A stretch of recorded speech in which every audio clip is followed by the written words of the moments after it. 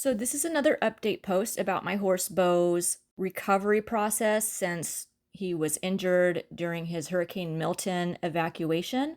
He had initially presented as very lame and off on his right hind. He's had a lot of rest, a lot of recovery, and he has been allowed to go back into walk work. So all the work is going to just be ground work at a walk, not under saddle, just on the ground. The focus is just going to basically be on ground manners and seeing how his leg copes with the additional workload going forward. So we will be monitoring him, making sure he's staying sound, making sure he's progressing in his recovery. If he needs more time off, then we'll stop the work again and give him more recovery time. The white stuff you see on his right hind leg is remnants of a poultice he had the day before. He was poulticed again after we rechecked his leg after this workout. I'm really happy that we've been able to progress this far because the initial lameness was quite substantial. So he has come a long way in his healing process. And I like that it kind of forced us to slow down and kind of go back and really reaffirm those basics, which is never a bad thing. It's always good, no matter how high a level you are in your work with your horse, to sometimes go back and scale it back and peel the layers back and just check in on those basics.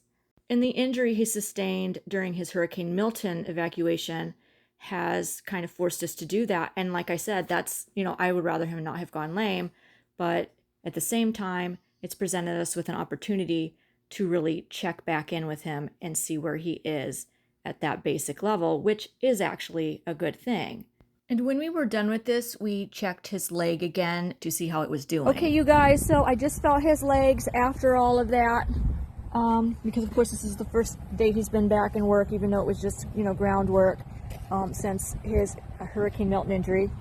And what I've discovered is his hoof is now the same temperature as that hoof. And that's after all of this work, which is phenomenal. Also, when I come down here and I'm feeling down the tendon, the temperature is down compared to even what it was when I checked yesterday. It's way closer to what it is on this side now. We're just about at the exact same temperature in the tendons, in those hinds, and in the hoof they're the same temperature. There was still a little bit more warmth here.